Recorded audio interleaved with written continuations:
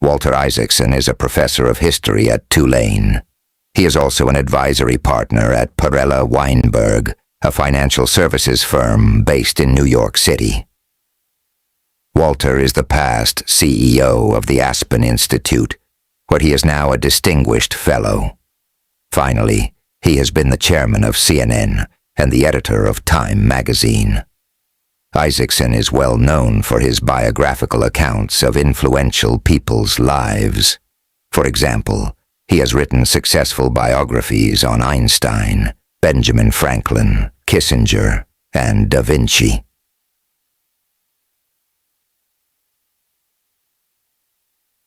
Introduction. Steve Jobs. The biography is an unfiltered account of former Apple CEO Steve Jobs' life. Isaacson was able to engage in more than 40 interviews with Steve Jobs, taking place over 2 years. He also interviewed more than 100 people who knew Jobs well. For example, family members, friends, colleagues, and competitors. This biography invites readers into the life and personality of Steve Jobs. Steve was an intense man with a roller coaster life, but he did not want any control over this biography. He put nothing off limits and chose not to read the biography before it was published. So this biography offers a uniquely genuine portrayal of who Steve Jobs was and what he achieved. Chapter 1. Childhood. Abandoned and Chosen. Steve Jobs was the biological son of John Jandali and Joanne Schiebel. Schiebel's family disapproved of her relationship with Jandali as he was a Muslim, so the two were forced to put Steve up for adoption. Subsequently, he was adopted by Paul and Clara Jobs. Paul was an engine technician who turned to car mechanics. He was the first person to introduce Steve to engineering and design. Steve was initially unsure of how he felt about having 2 sets of parents. When Steve was young, his family moved to Palo Alto, California. This area included the famous Silicon Valley. He was brought up during the technological boom within the technological epicenter. Steve was often bored in school and found himself in trouble for things like pranks. His parents realized that he was only playing up because he was bored. He was too intelligent for the work he was being given. The only time Paul was ever mad at Steve was when he found out he had experimented with LSD and marijuana. High school was also when Steve found his appreciation for things other than electronics, like music and arts. Chapter 2. Odd Couple. The Two Steves. Steve Wozniak was 5 years older than Steve Jobs. That said, however, their minds were very alike. They first met in a mutual friend's garage and worked together on technological projects. For example, their first project together was called Blue Box. This project used frequencies to allow people to make long-distance calls for free. When they began selling it, someone stole one right from them at gunpoint. Chapter 3. The Dropout. Jobs' different personality seemed to develop significantly during late high school. Jobs tried everything from strange diets to various drugs. Jobs then attended Reed College. Here, despite the hippie reputation, he did not enjoy college. Jobs met Robert Friedland while at college. Jobs initially adopted Friedland's quirks, but however he eventually dismissed Robert as a gold digger. Jobs dropped out of Reed after only a year but was allowed to take courses he enjoyed as he wished. Chapter 4. Atari and India. Zen and the Art of Game Design. A year and a half after dropping out of Reed, Jobs returned to Silicon Valley. He promptly walked into Atari's head office and said he would not leave until he had a job. Steve was offered a job. That said, most of his co-workers were quickly alienated by his personality. Temporarily, Jobs left Atari to go to India. In India, he pursued his interest in Eastern culture. Atari's head challenged Jobs to create a one-player version of Pong when he returned and offered a bonus for using little computer chips. He enlisted Wozniak to help him, and they finished the game in 4 days. Chapter 5. The Apple I. While the computer revolution was being born in Silicon Valley, Wozniak saw a microprocessor for the first time. This gave him the idea for the modern computer. Keyboard, screen, and computer in one. Wozniak wanted to give the design away for free. However, Jobs found a way to make money off of it. Jobs had been walking back from an apple orchard on that day and decided the name Apple stuck. Thus, Apple Computers was founded. Jobs and Wozniak labored hard to produce over 100 computers in 1 month, which they sold to friends and a local computer dealer. Apple was profitable within just 30 days. Chapter 6. The Apple II. Dawn of a New Age. Jobs quickly realized the Apple computer lacked something other larger companies had: presentation and money. He used his Atari connections to find a retired 33-year-old millionaire, Mike Markkula. Mike had the connections to get Apple running. Markkula even hired a publicist for Apple. When the Apple II was released, the success was astounding. Eventually, Markkula hired Mike Scott as president of the company, mainly to manage Jobs. The two clashed on many points, but the Apple II sold over 6 million units. Chapter 7. Chris Ann and Lisa. Jobs had been dating Chris Ann Brennan on and off for 5 years, and they had their first child in 1978. The child was a girl and was named Lisa.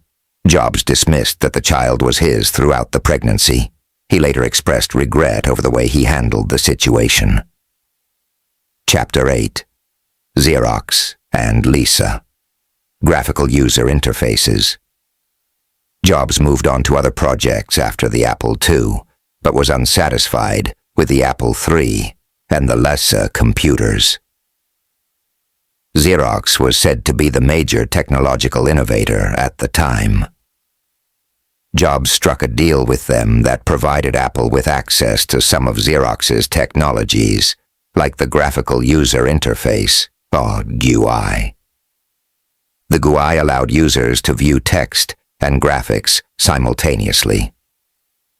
Jobs applied this new technology to the Lisa, as well as the modern computer mouse. Despite this innovation, the management at Apple demoted Jobs by the summer of 1980. He was no longer in control of large projects due to his quirky behavior. Chapter 9. Going public. A man of wealth and fame. Apple went from being worth $5,309 in 1977 to $1.79 billion by the end of 1980. After Apple's stock market launch, Jobs was worth $256 million at the age of 25. Despite this wealth, Jobs didn't show much interest in material things other than fine sports cars and German knives. Jobs excluded even some of the earliest employees from the stock market launch to retain his stocks. Wozniak eventually gave away many of his stocks to these people. Chapter 10. The Mac is Born. Jeff Raskin originally headed the Macintosh project. However, Jobs eventually won a power struggle by assuming full control over the project. He strengthened his power at the Apple head office when Mike Scott was removed as president after a round of layoffs. Chapter 11. The Reality Distortion Field.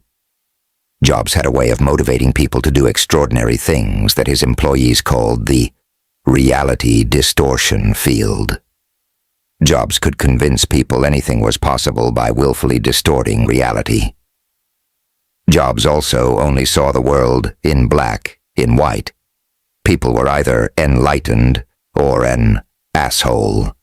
Also, many employees complained of Jobs stealing their ideas.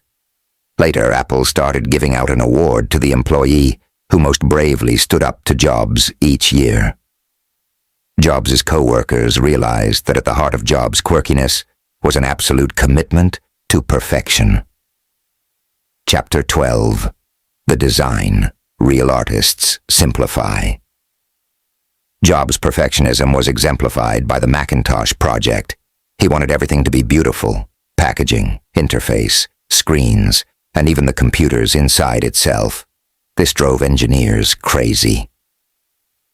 Jobs wanted artists and engineers to feel the same.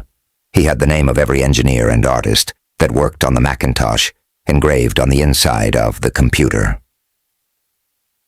Chapter 13. Building the Mac. Jobs competed everywhere, including within his own company. He competed against the product Lisa to ship the Mac first. Lisa eventually flopped, leaving only the Macintosh as the backbone of the company.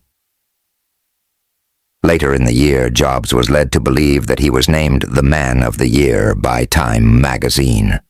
However, they instead named his Macintosh Machine of the Year. Chapter 14. Enter Scully. Jobs believed that he was still too immature to run Apple himself, so he recruited John Scully. Scully was a former Pepsi marketing director who was responsible for the Pepsi Challenge campaign. Scully was initially reluctant, but Jobs won him over. The Macintosh was designed to cost $1,995. However, Scully insisted on including the marketing costs for a big launch. This pushed the cost to $2,495. Jobs later blamed this decision as the primary reason Microsoft won control of the personal computer market. Chapter 15. The Launch. Even as Apple was growing, IBM was slowly starting to win the lion's share of the PC market. Apple's response was the launch of the Macintosh in 1984. The Macintosh launch would set the blueprint for Jobs' future product launches. First, Jobs hired Ridley Scott and spent $750,000 on the famous 1984 television commercial. This was the first broadcast at the Super Bowl that year. He then began giving interviews with magazines. This publicity had a significant impact on the Macintosh's success. Chapter 16. Gates and Jobs. Bill Gates and Steve Jobs were both born in 1955. While Jobs grew up like a hippie in California, Gates was the son of a prominent Seattle attorney and attended a private school. Gates was soft-spoken and almost shy. He had a sense of business and strategy that eluded the more artistic style of Jobs. They first started working together when Microsoft was writing some software for the Macintosh. Despite this, their relationship soon soured when Microsoft produced Windows, which mirrored the Mac operating system. Gates argued that both the Macintosh and Windows systems were rip-offs of a Xerox technology. Jobs never forgave Gates for this perceived betrayal. Chapter 17. Icarus. While the Macintosh created a lot of buzz initially, sales eventually slowed as people realized some of the machine's limitations. Also, Jobs' personality began to clash even further within the company. He eventually decided to leave Apple after toying with the idea of running Apple Labs. Chapter 18. Next. Jobs started Next with his own money and hired some of his favorite engineers from Apple. This cooled relations with his first company. Next was designed to respond to the needs of educational institutions for computing power. During his time with Next, Jobs made some of the biggest mistakes of his career. He learned from these mistakes. Chapter 19. Pixar. Jobs acquired a 70% stake in Lucasfilm's animation division for $10 million and renamed it Pixar. This name was based on the division's most important piece of hardware. Eventually, Jobs realized he should focus primarily on the animation of Pixar. The reason for this change in focus was that one of the shorts they produced was named the best of the year. Chapter 20. A Regular Guy. Jobs waited until after his adoptive mother died in 1986 to seek out his biological mother. He eventually reconnected with both Joanne Simpson and his sister, Mona. In an ironic twist, Jobs had often dined at his father's Mediterranean restaurant in San Jose without even realizing it. His daughter was very much like him in that she was temperamental. Subsequently, they sometimes did not speak for months. Chapter 21. Family Man. Jobs met his future wife, Laureen Powell, when he was giving a talk at Stanford Business School. This is where Lorraine was a student. Laureen got pregnant during their first vacation together in Hawaii. They got married in a small ceremony in 1991 and moved into a modest house in Palo Alto. Jobs' daughter Lisa moved in with them when she was in 8th grade, and she lived there until she went to college at Harvard. Jobs also had 3 more children with Laureen. Chapter 22. Toy Story. Initially, Pixar lured animators away from Disney. When Disney could not lure them back, they instead partnered with Pixar to create Toy Story. Of course, Jobs found a way to make more money off of Pixar. Jobs also struck a deal with Disney's Michael Eisner to equally share all profits from future projects. Chapter 23. The Second Coming. Next never made a dent in the computing industry due to its high cost and small software library. Meanwhile, Scully was running Apple into the ground as he presided over diminishing profits and market share. By 1996, Apple's stock price went down to around $14. They had also gone through a few CEOs before settling on Gil Amelio. Amelio needed some fresh ideas for Apple and eventually chose to acquire Next. At first, it was unclear what role Jobs would have at Apple.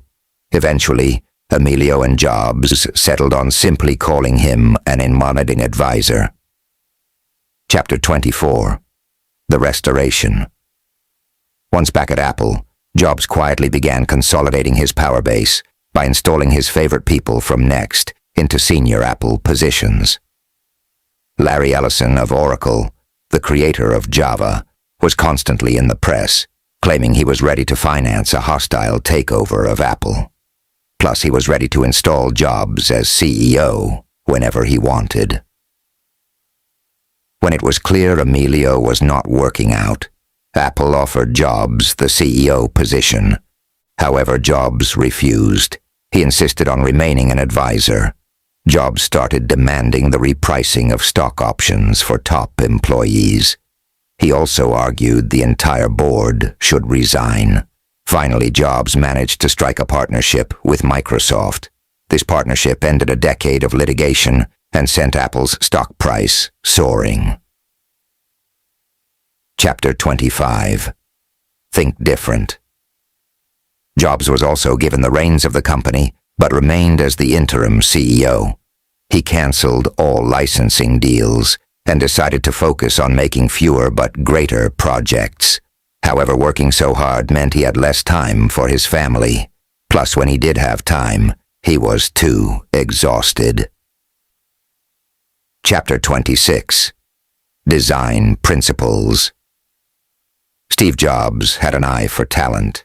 When he realized how talented a designer Johnny Ive was, he made him the second most powerful person at Apple. They both understood the importance of packaging. Subsequently, both of their names are listed on the patents for various innovative packages for Apple products. Chapter 27. The iMac. The first product that Jobs and Ive designed together was the iMac. The iMac was a desktop computer priced around $1,200 and designed for the everyday casual user. Jobs and Ive made bold changes to the idea of what a computer should look like. They chose a blue, translucent case that gave the computer its signature appearance. Jobs launched the iMac in May 1998, and critics raved about the computer's novel look.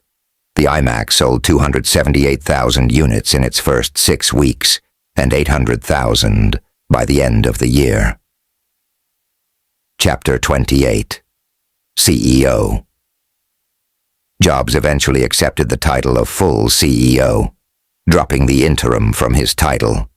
Jobs immediately began cutting inventory and striking favorable deals with suppliers. On top of this, he brought in Tim Cook to head operations. By this time, Jobs had been running Apple for 2 years while only taking $1 a year in compensation. This unsettled the board. The board also offered him 14 million stock options. Instead of accepting, Jobs asked for 20 million options instead. The board reluctantly accepted. Chapter 29. Apple Stores. Jobs believed in his products, but hated the idea of someone else selling them. He believed that the features that made Apple products unique could be lost in a big-box retail store. So Jobs began making plans for Apple retail stores. The board hated the idea of retail stores since Gateway had failed miserably by investing in stores. That said, Jobs still put a team together to get stores up and running. Apple's stores were averaging 5,400 visitors a week by 2004. Jobs added the Genius Bar to his stores and eventually opened the flagship Apple store in New York City. This store would eventually become the highest grossing store of any store in New York. Chapter 30. The Digital Hub. Jobs wanted Adobe to write video editing software for the Mac, but Adobe refused. Jobs saw this as a betrayal. This experience further convinced him that he needed control of the entire user experience, from hardware to software to the retail store. Jobs decided that portable music players would be the next great Apple product and acquired SoundJam to begin designing Apple's music player. Critics were skeptical that people would buy a $399 music player. Still, consumers soon made the iPod so successful it would change the entire music industry. Chapter 31. The iTunes Store. Around 2002, record companies were having major trouble with piracy. They came to Jobs for help. Jobs convinced the music companies they needed to compete directly with piracy by offering an affordable, seamlessly integrated way to purchase music. This process needed to be more convenient than stealing music. This was the start of iTunes. iTunes was a huge success. Eventually, Apple's top management even convinced Jobs to provide a Windows version of the iTunes Store. The iTunes Store sold 70 million songs in its first year. By January 2007, iPods were half of Apple's revenues. Chapter 32. Music Man. Jobs was such a fan of Bob Dylan that he eventually struck a marketing deal where Dylan would appear in an iPod commercial. Dylan experienced a large wave of success after this commercial, so appearing in an iPod ad became something most artists would do for free. Chapter 33.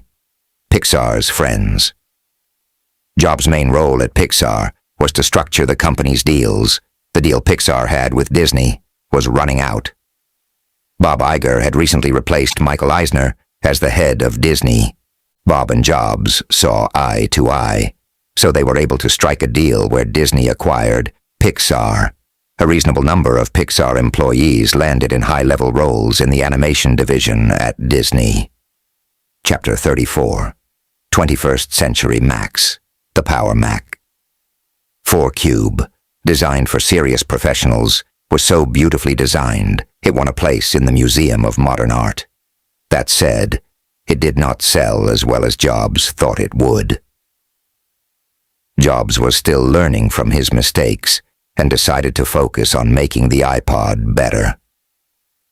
He switched from a Motorola chip to an Intel chip, which made the iPod much faster.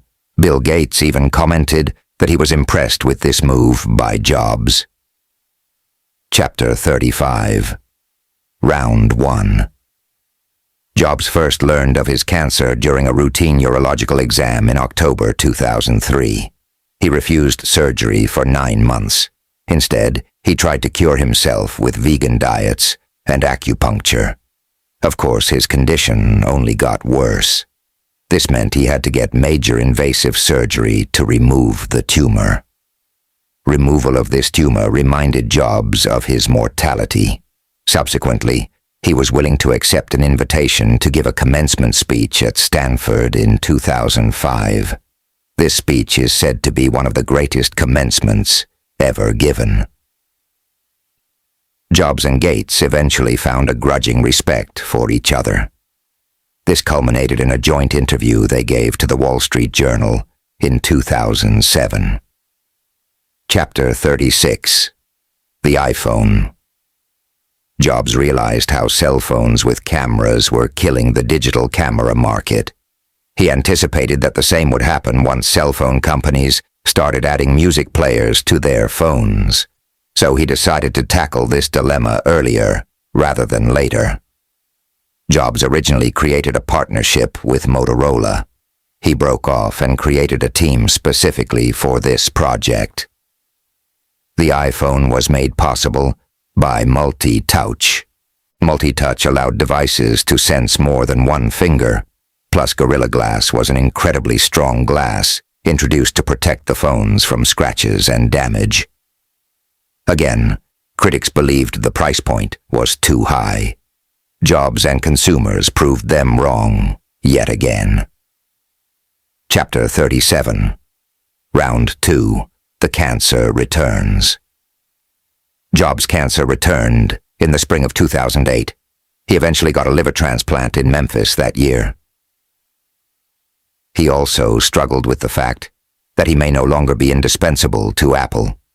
The company's stock price had risen from $80 to $140 by the time he announced his return. Chapter 38. The iPad. Jobs had wanted to make a tablet computer since the early 2000s.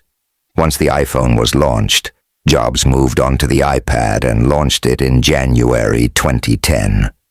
Apple sold over 1 million iPads in the first month and 15 million in the first 9 months. Jobs was unhappy with most of the ads developed for the iPad. He eventually settled on emphasizing all the different things people could do with an iPad. Jobs also opened up app creating to third-party developers, which created its own industry overnight. Chapter 39. New battles. Having successfully launched the iPad, Jobs now moved on to fighting Google. Google had recently launched its Android mobile operating system. Jobs was not pleased and is even quoted as saying, "I will spend my last dying breath if I need to, and I will spend every penny of Apple's $40 billion in the bank to right this wrong. I'm going to destroy Android because it's a stolen product." Jobs still maintained that a closed, tightly integrated system produced the best consumer experience. Comparatively, companies like Microsoft and Google believed that open systems and natural competition should determine the winner. Chapter 40. To infinity. Many consumers complained that the iPad was simply a large music player. Jobs responded to this by adding major creative tools like GarageBand. He also began working on 2 long-term projects at Apple. The first was iCloud, a cloud storage system that would become the future of computing. The second was the redesign of the offices of Apple. Jobs hoped these would become the best office building in the world. Chapter 41. Round 3. One of Jobs' most significant accomplishments was staying alive long enough to see his son, Reed, graduate from high school. Jobs continued to struggle with his cancer and his eating disorders, much to his family's dismay. He would be one of the first 20 people in the world to have their DNA sequenced. Despite this, it was an effort to save his life that fell short. Jobs met with Barack Obama in 2010 to discuss schooling in the U.S. Specifically, they spoke about how there were not enough engineering schools. He later made a special dinner for large technology company CEOs to meet with Obama to offer insight. In the final year of Jobs' life, he had expressed an interest in mentoring some New Age CEOs. This included Mark Zuckerberg of Facebook and Larry Page of Google. Jobs resigned from the CEO position at Apple in August 2011. He appointed Tim Cook as the new CEO. Chapter 42. Legacy. At Steve Jobs' core was his incredible intensity. Apple surpassed Microsoft as the most valuable tech company in the world shortly before Jobs' death. The book ends with Jobs' own words on what drove him. I think most creative people want to express appreciation for being able to take advantage of the work that's been done by others before us. I didn't invent the language or mathematics I use. I make little of my own food, none of my own clothes. Everything I do depends on other members of our species and the shoulders that we stand on. And a lot of us want to contribute something back to our species and to add something to the flow. It's about trying to express something in the only way that most of us know how, because we can't write Bob Dylan songs or Tom Stoppard plays. We try to use the talents we do have to express our deep feelings, to show our appreciation of all the contributions that came before us, and to add something to that flow. That's what has driven me. Steve Jobs. Finally, this book is a well-written portrait of one of the most influential people of the late 20th century. It is not, however, without its critics. The biography starts with Jobs' birth in 1955 and follows him until his death in 2011. It explores both the public and personal life that are intertwined to create a well-rounded picture of Jobs' life that shows both his successes and failures. As the author, Walter Isaacson delves into Jobs' childhood to illustrate his motivations as an adult. He also works to explore Jobs' intense perfectionism, fierce competitiveness, and bold vision for changing computer technology and society. The book has received criticism for its glorification of Jobs' accomplishments at the expense of his shortcomings. Some readers may find that the author has glorified Jobs' accomplishments at the expense of his shortcomings.